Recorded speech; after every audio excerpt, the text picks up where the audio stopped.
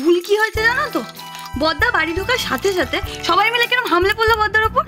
জানো বদ্দি এই করেছে, জানো বদ্দি সেই করেছে বলে বলে একেবারে শেষ করে দিল। এই ঝামেলা হবে না বলো? ওই সবার মধ্যে তুমিও ছিলে কিন্তু। হ্যাঁ,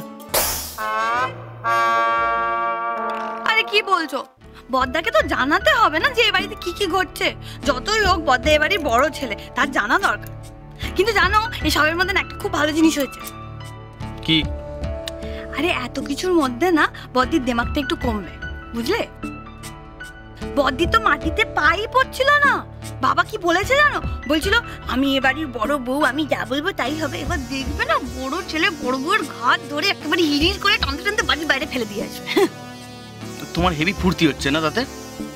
আরে বাবা ফুর্তি না, বদ্দির না তেলটা একটু কমা দরকার ছিল, বুঝলে তো? কি অহংকার বাবা। তুমি বলো, বর এতদিন পর বাড়ি ফিরেছে, হ্যাঁ, কোথায় একটু ইন্টু করবে, একটু সুখ দুঃখের গল্প করবে? তা না, বদ্দা একেবারে 440 ভোল্ট হয়ে আছে, ছুলে একেবারে ভিড় করে বর্ষা হয়ে যাবে। বর্দার রাগটাই চোখে পড়লো, আর তার ভাইয়ের রাগটা চোখে পড়ছে না একদমই। আর কাকুরি একটা কথা শুনে রাখো, যারা অন্যদের বাড়িতে আগুন লাগানোর চেষ্টা করে না, তাদের নিজেদের বাড়ি পুড়তে বেশি সময় লাগে না। আরে না না, পুড়বে কেন? তুমি কি ভাবলে আমি আবার সেই গোডাউনের মতো আগুন ধরাবো? আর একটু যদি কথা বলছি না, গলা টিপে মেরে দেবো তোমায়।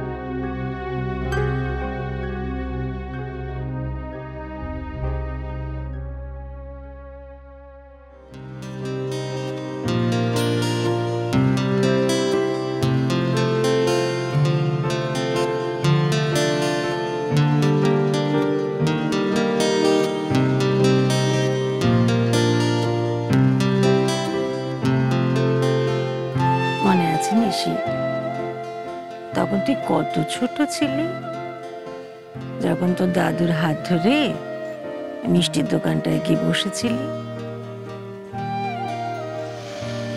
তারপর তোর দাদু চলে গেলেন, আর এই মিষ্টি দোকানটার পুরো দায়িত্ব তুই নিলি।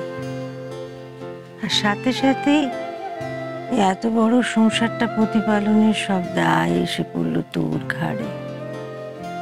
তোর বাবা তো বরাবরই শরীরের ওই হাল।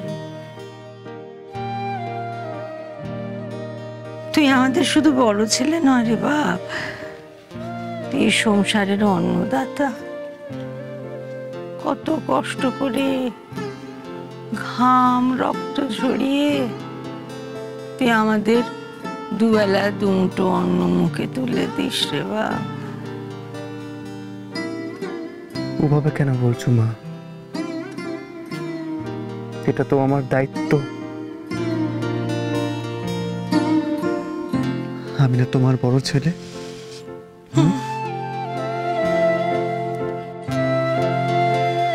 দায়িত্ব যে নিতে হয়, দায়িত্ব নেওয়া শিখতে হয়। এটা কজন বোঝে বল? যারা বোঝে তারা তোর মতোই অতটুকু বয়স থেকে এই সমস্ত কর্তব্য পালন করে। আর যারা বোঝে না তারা কোনোদিনই বোঝে না। জানিস নিশীথ, হাসপাতালে যখন ছিল না তখন একবারও মনে হয়নি যদি মরে যায় কি হবে। শুধু একটাই ভয় করতো রে, মরার আগে তোর মুখটা বুঝি আর দেখিয়ে যেতে পারবো না।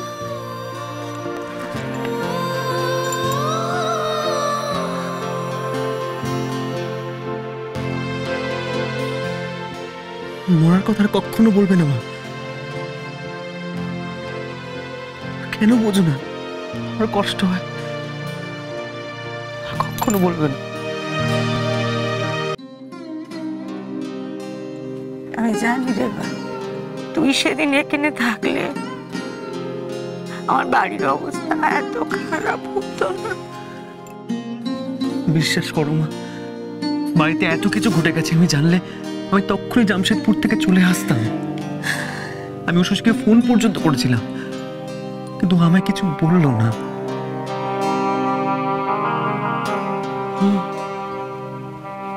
জানিস বাপ, সংসারের না কিছু সাধারণ নিয়ম আছে।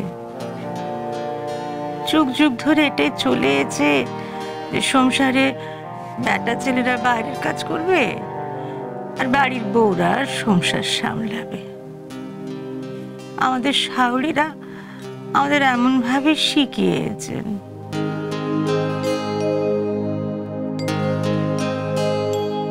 দেখ নিশীথ, আমি এত বছর ধরে আমার সংসারখানা একরকম নিয়মে চালিয়েছি।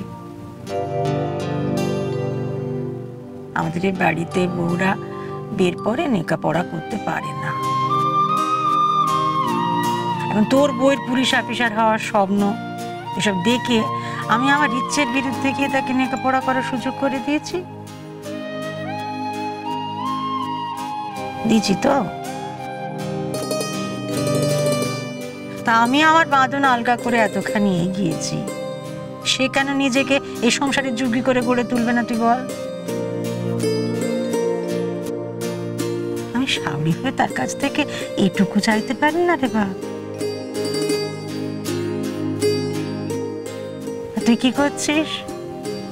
হাতে হাতে পদে পদে তাকে সংসারের সব কাজে সাহায্য করে একা কাজ করা শিখতে দিচ্ছিস না। যা হয়েছে হয়েছে, কিন্তু আর না। আমার তো শরীরের এই হাল। আমি বড় বৌমাকে এই বাড়ির যোগ্যী বড় বউ হিসেবে দেখতে চাই। আমি দেখতে চাই সেই সমস্ত দায়িত্ব নিজের হাতে তুলে নি।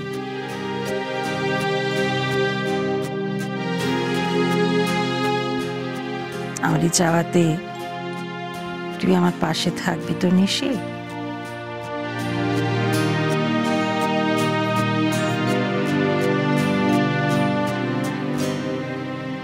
কিন্তু কিভাবে মা? তুমি আমাকে বলে দাও না, আমি কি করতে পারি? তুই তোর মায়ের মাথায় হাত দিয়ে দিব্যি কর, তুই বড় বৌমাকে সংসারের কোনো কাজে সাহায্য করবি না।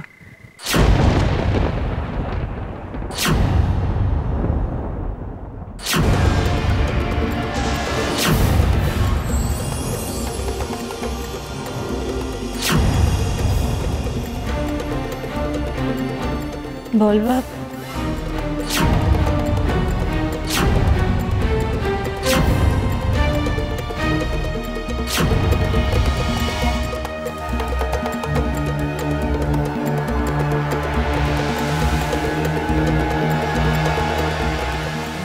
গোবিন্দভোগ চালের পোলাও, ছানা ডানা, চাটনি সব রাঁধতে হবে আমায়। ডাক্তারখানা গিয়ে বসে থাকার সময় কোথায়? মা, আপনি ডাক্তার দেখানো ক্যান্সেল করবেন না, আমি ভোগ রেঁধে দেবো। আমি আর নিশীথ যদি ডাক্তারবাবুর কাছে যাই, তোমায় কিন্তু সব কাজ একা হাতে সামলাতে হবে। রান্না বলে দেওয়ার জন্য কেউ কিন্তু থাকবে না।